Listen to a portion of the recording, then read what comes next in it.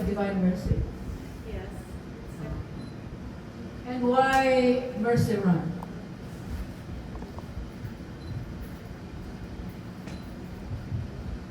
Okay, the Divine Mercy devotion really started when I was still in Mantalongan, Dalaget, Cebu, where I was born and raised. So it reached to the point. I'm also part of the choir. It was a long time ago, and I still have that every 3 p.m. Even no matter where I am in the car or in the at work or at home. The Mercy Run is actually something that I was very excited about at the first look of it, because I created a marketing plan for the Mercy Run, and something just sticks in me. I knew that the shrine would be something that would glue everybody. It's also a tourism. I'm also very into tourism sector, so like it's a tourism thing, and people always want to be part of something bigger, and it anchors me, and I realized that this is even, I always believe that everything happens for a reason, and I'm called to do the best that I could to serve the organization, and that's what I'm doing right now. So I'm happy to be able to contribute to having more people know about the Mercy Run and know about the shrine, because it is not just a place for worship. It's not a place to go to as a destination, but a place of worship, of belongingness, and of faith. Thank you. Question, please. Hi, good afternoon. I am Edmi from ITV. Any one of you could answer my question. So, any of other events ngayon na come up, why Mercy Run? And of course, how many targeted participants you would, come up for this Mercy Run? And like target lang ninyo nga person to join. Hi. Mercy Run, dugay na kanina mo envision. Kunya, we don't know what people or kinsa ako ang itap nanglibaw akong balibo. So, kailangan itong gingon ni Sir Juarez, you have to pray the 3 o'clock prayer. Then, here comes na dako na yung ligutan sa contractor. Kanya, we in the office, kuan jud kaayo kanang stress na ba? Kani akong mga district leaders, they are in times to have busong and all that. Kami din in response, 4-5 lang mi kabuok. How can we do this na unsani? Then God has a certain point na kawan bitaw ka every di na gyud alas 3, alas 2, mingon ta ko Lord. Ito, Lord, uy, unsa man gyud imong gusto. Then here comes mura bitong flash, nangingon, why not Mercy Run? When I come to the office, Jean nasa banal, nga kung sige na po sila istorya, ingot ako, Divine Mercy ganang run. Ni come up yun, Mercy Run. Especially karon the word, and the Lord said, the world in chaos. Look at Ray, karon unsa. You have to run for my mercy until the people, this divine mercy devotion, come on to also, you have to tap the people, the runners, what ba yung matanong, karon run. So hindi mo ko, sakyan yun na mo, Lord. Hindi siya, go with the flow, like a boat, sink. You have to go with the flow. So yun ko yung di siya pa kani nga run. Ingon na ako yung basahon diri ha, ang iyang dugay si Bishop Palma bigyan na mo answer sa ako ang mga events din ha, mo sin lang na siya niya mo thumbs up ako lang ito ninyo ha, i-share ninyo kay it is really with his kanang blessing ningon siya sa tagsara ka na siya mo ako iniukab kanina, so ako i-share ninyo na this is really with the blessing of the Archbishop. Ngayon siya, kay daghan na lagi kaitag mga worries, no? Pero yung man ang Ginoo, stress is not yours, it's mine. So yun siya, noted, Ray Marciran. This is in June 18, tagsar ko na siya, 9:42 in the evening. Ingon day siya. Noted, Ray Marciran, TY, and God bless. Ingon day siya, nag-improve kayo siya. If I win, the personal board has appointed sa amo ang Monsignor Alisna as a head sa one. Now ahead na si Father Brian, who is also a runner. But mercy, run. We have to be running for, labi na kanong stress kayo, no? Unya, dili lagi ka no stress niya. Ako basahon ni diary ni Faustina. Ningon siya, God has promised a great grace, especially to you. So kamo na adin it's not. We are calling. Consider yourself that you, Saint Faustina is calling you. Ningon siya, especially to you. And all those who will proclaim my great mercy, I shall protect, no? Them, myself, in the hour, not only in this day, but bisan sa atong kamatayon, as my own glory. So, dili ni atong glory karon ang mercy ran. This is for God's glory. This is in Daniel 3:78. Hinabag ko siya, with souls, kita mga souls na ini, that have recourse to my mercy, and with those that glorify and proclaim. So the mercy run is a way of proclaiming God's mercy. Yay! Thank you, Kayo, for coming, and I will deal according to you. You are dealing with God, the divine mercy. Grabe na sa 3:17, I am dealing with you. So kami dili as foundation, but the great hour of mercy, the divine mercy, the 3 o'clock. Emotional kayo. So thank you. Siya, di ko mag-video. This is akong sahod ang endorsement ni Archbishop Palma. Can you please flash it? So there you are. Natin tayo pari-ayoy. Ingon sa sis Ima ganyan wala. So practically we have here Archbishop Jose Palma, our beloved Archbishop in the Archdiocese of Cebu. So I write to wholeheartedly endorse the Mercy Run 2025 come September 6, Saturday, organized by Shrine of Divine Mercy de Cebu Foundation, Inc., for the noble purpose of continuing the development of the Shrine of Divine Mercy Cebu.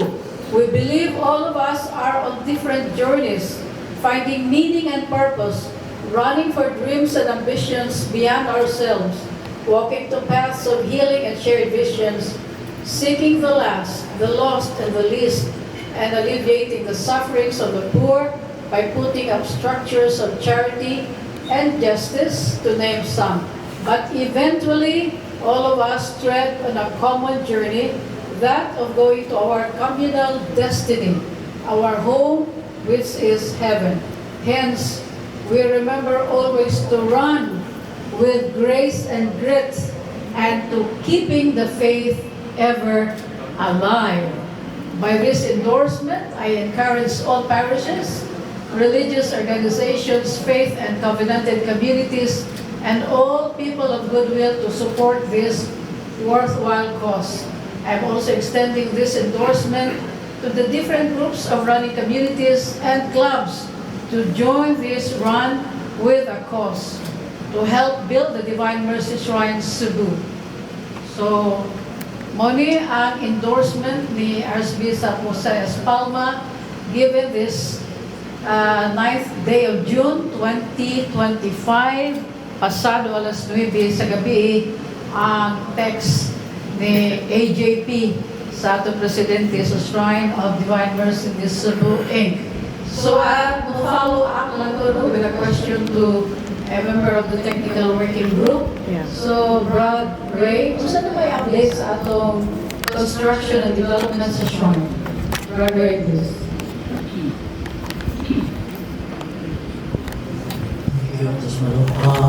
Actually, as a brief background, this Divine Mercy Project is a 6.4 hectares property donated by the former mayor of Consolacion. Now, one of the highlights, the main highlights of this project is the statue of Divine Mercy. So, right now, we started the construction of the foundation. No? If you look at the statue there, hopefully this will become the tallest Jesus Christ in the world. No? This is iconic since the design is practically, if you look at the Pujo, na siya, puso, the hanging rice. No? So, diyan gina-design ni architect. By the way, the designer of this, the architect Palafox, is the internationally known architect, master planning, and urban planning. So if you look at the design, right now, the status of the project, we started yet the foundation. So just like Utsay Gisulti ni Ima, ako niya binigotang sa contractor. That's why we have this mercy run. Thank you.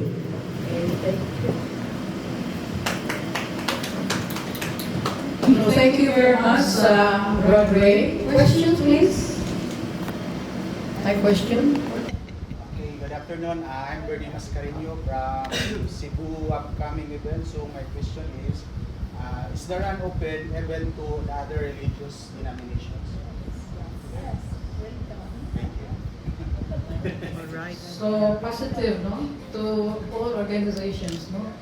No distinction whatsoever sa religion. Okay, so open to all. Miss Stella? I'd like to ask the race director, sir, have you completed all the permits, all the necessary paperwork for the race, and the preparation time, is it enough that have you completed all the, because I know that it's madugo to organize a race, and so have you had the coordination of everyone, including the city hall, all those permits, all those letters required by all the agencies involved, sir? And my other question would be, no, related kayo, usay track record na to sa running, sir. Thank you for your question. Right now, our permit, since pagkuman ni take over ang mayor, but before ni take over atong bagong mayor, ato na nang gisugdan atong permit. In fact, we're done last week na doon na mga siya i-filter mga ang ruta sa traffic before going to the Traffic Management Board. But last Tuesday, kay nakalingkod naman ang bagong mayor, i-hold sa ang Traffic Management Board. But whatever happened, ang traffic is approved naman doon nila. Kung wagtangan ang Traffic Management Board, then we'll proceed na sa payment with the CCPO, sa DRR, and so sa Treasurer's Office, and of course to the Office of the Mayor.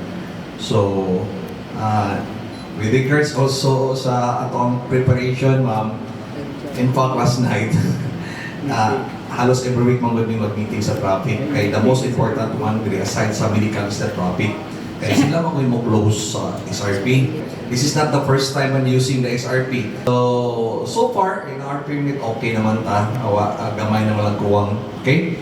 For the track record, ma'am.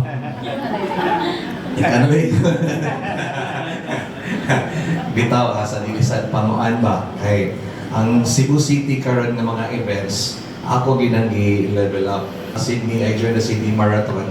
Daghang kay kong nakita nga pwede naman din sa Cebu buhaton. So, especially right now, ang atong mayor is environmentalist man siya. So, I started na before sa naglingkod, mga LED wall na akong ibang gamit. time will come, mawa na gyud ang tarpaulin sa kuang team. LED na mahal, pero nindot man sa. Ang karon po nadudugan po siya ang running era o ang social media era. Mo na nga ang runners karon wala gyud 3K. I don't know sa hindi na. Wala na 3K. Wala na siya sa mga longer distance 12K. Nakakatawa ko ito. Pero tinan yung lagana. Mga vlogger na maguglanan. Wala yung nangita ko karon. So, namatanan ko sa abroad ang mga kailangan ng mga race director. Long-term economy siya. As long as napasilita. Mausap ko ni Sir May Tambo. So which races have you organized, sir? Well, Pero bitaw, I've known him for 16 years, ever since I was in Ayala. I was Ayala marketing manager for 14 years. So anyway, I've known him forever. But the highlights lang yun is very recently, the SM to SM run of 14,000 runners. And yes, IPI 16,000 runners. Unang recent, ang next second is SM to SM, which is Milo, and technical director jud siya sa 7-Eleven sa tanan nga runs forever for 11 years na, sir. Yeah. All of that. So, that's just one of the highlights sa iyahang mga runs. And every week, nasa siya run. So Are you a tandem yun? We partnered with them in a lot of other KNCs handling the premium runs. One of the things that we are coordinating for in the coming weeks is the Run to Tops. So that's also sa KNC. And then we for Mercy Run, since buwan niya na ito, mag-blusher ba niya siya, basta inon siya iyahang track record, but very humble na person. But for Mercy Run, we are targeting 10,000 runners. So if we can go beyond it, because we have you as partners, that would benefit a lot sa ato ang shrine. Add-on lang ko gamay sa kami Miss Wilma. This is my second time sitting here. Bago pa si Archbishop Palma. I-introduce, diri mi nag-press con sa Don Bosco. If you remember that. Kami na'y namalibad sa participants. Kaya wala na'y parking ang ilang Ayala. Honestly, kami na'y nipalibad. Hadlock naman yung mag-stampede. Oh, grabe kayong blessing ni Archbishop na mo ato. So this is the second time na napod with the blessing of Archbishop Palma. I'm pretty sure mapuno si RP. Thank you. So basically, ini nga Mercy Run will be the second nga ni collaborate mo sa Archdiocese. Is that right? Anay side. Sa imo hangbahin. Tapay katulong kami. Nga diri hapon ni ari jud mismo i-held ang event. Sorry. Nakahandle kong event diri before is with the FLA, the Family Life Apostolic. I'm also coordinator in District 5. FLAS ako, but dili na lang ko active. And for the information everyone, lay minister ko sa Basilica and also with Redemptorist Church, the mother and the son.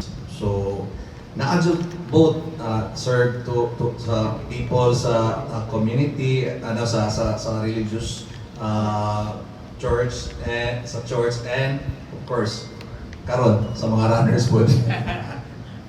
So how to register, ma'am?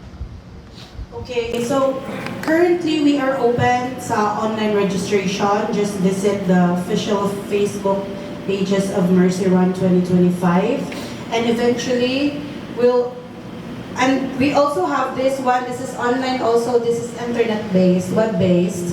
But we will open an on-site registration at the Cebu City Sports Center entrance, and hopefully we'll be able to lay out also for on-site registration in Ayala Center, Cebu for our OX. So that's gonna happen in the next few weeks, so watch out for it. But for those who want to make sure that they get their slot, and get in of napagay mga giveaways for early bird registrants. So register now online at CebuDivineMercyShrine.com/mercyrun. Ay nasa tayo on site sa mga parishes no nga ato ang i-identify karon kana bitaw every Sunday nga daghan ang masses. So among gi-consider karon ang Basilica hinaot pa makasulod ta, then sa Cathedral BDR sa Lapu-Lapu kay naa sila mga kini na-identify na to na sila masses mga 10 to 11 not kamas ilahan ko and so naasa ta ang ato sa giawhag ang District 8 may naasa na sa shrine sa dito murag na satellite ang mga atong gi-identify.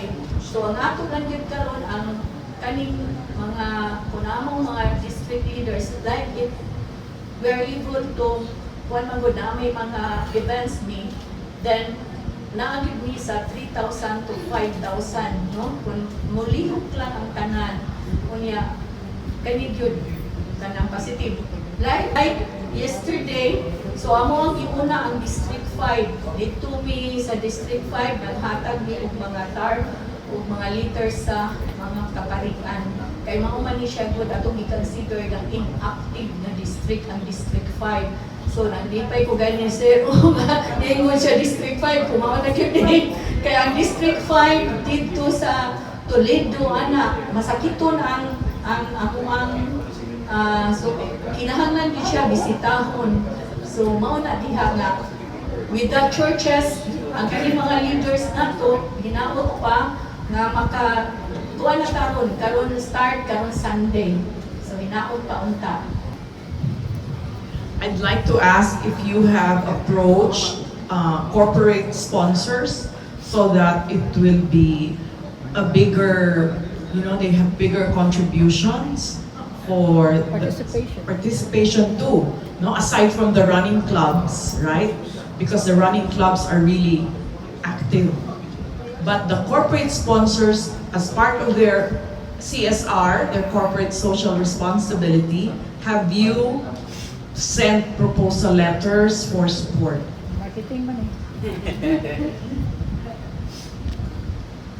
Okay, let me just take this opportunity to say that we are out to call out for more sponsors, but we have some resident sponsors that we are already coordinating with.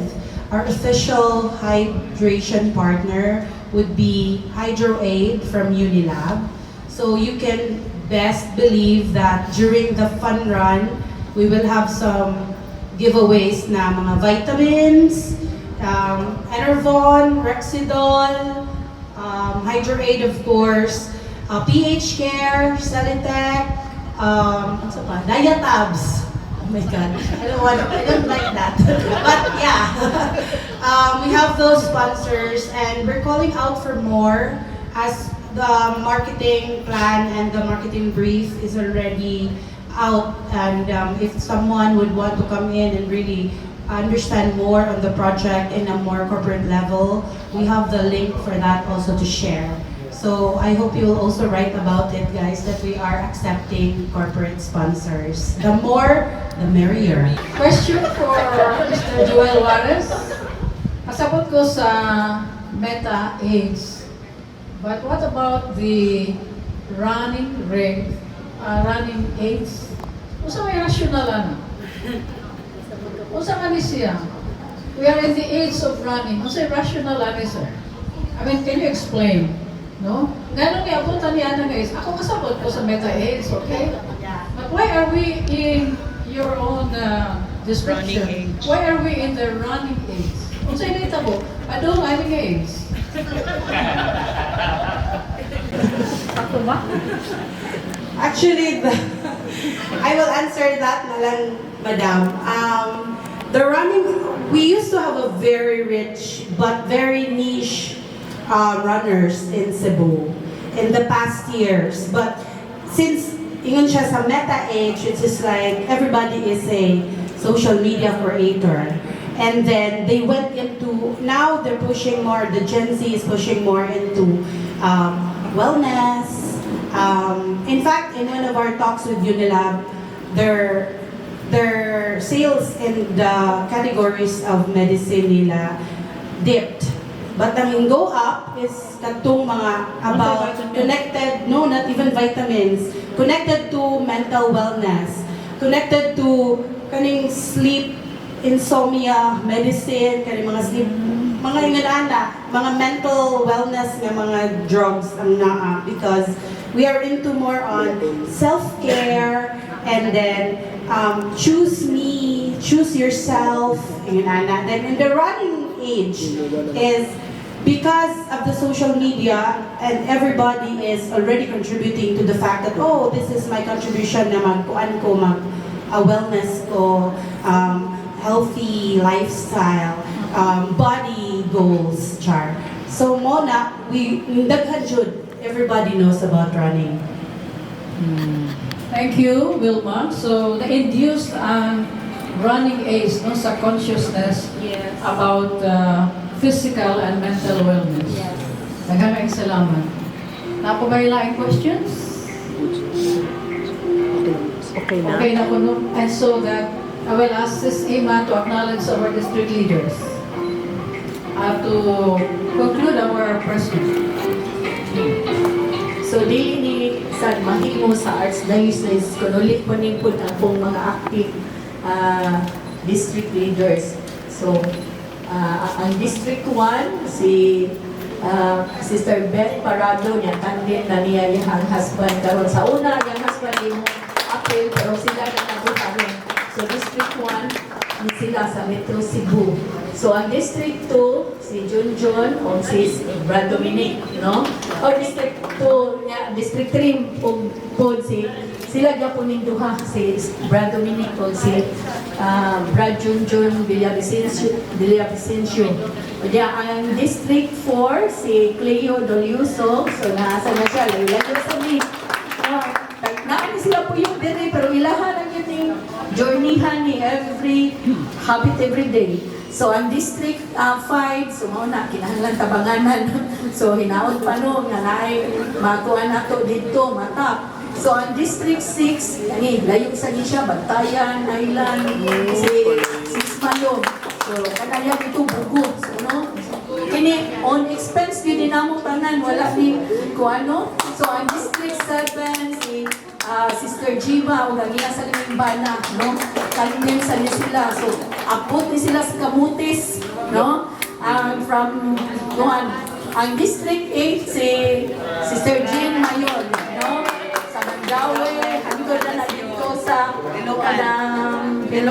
Liluan. Yeah.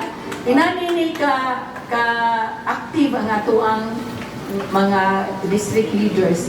So, kung tanan, mulihok, kay we are not targeting man sa kanilang mga devotees. So, sa tanan lang ito, sa ingon ni Bishop Palma, even schools, ako ang atuon.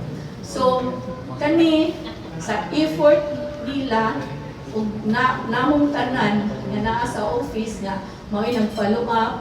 So ita lang ninyo naam ang ato ang office naa sa St. Vitalis building. So kung gusto nga online nga kanang wala sa or magpatabang online o kaning on-site, ready ra gyud mi kani ako ang mga gwapa dito po nga mga kauban kanang gwapa ato ingon kay mga senior citizen na bayab mi, no? So kani siya kuasa ni we are willing to help those ato lang St. Vitalis building corner diha po sa Limpi Gomez Street. So kani ang si GR nga ato ang si Mark mao gyud ni nagtuto kani si GR 24 hours siguro ni siya kay nagbanta na ko ini alas 3 pila naman ati approve ati ato i-approve. So karon asog karon kami anad man ni ani kuyawan niya hopeful kay kanang signature ni Jesus I trust in you. So mao gina among gikuptan as of now naragid mi sa 157 nga ni-register. But with this, we are able to kanang reach out pag yun nga hinaot pa nga with their help kay may pag-ingon bitaw na ko sa akong husband kinsa inyuhang kuan ko kanang kukuran kung sakit sick siya. So, kung ingon pa to ko husband na bibi na lang ko. so mao na diha nga hinaot pa sa tanan unya starting siguro karon after the first school ako nagihangyo mo ako intention 1 chaplet a day for the divine mercy and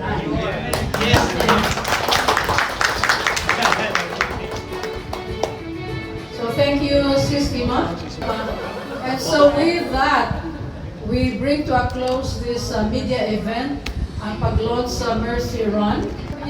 So thank you very much, Mr. Joel Juarez, Wilma Bonares, Ima Alfon, and of course the hardworking Mark Antonino.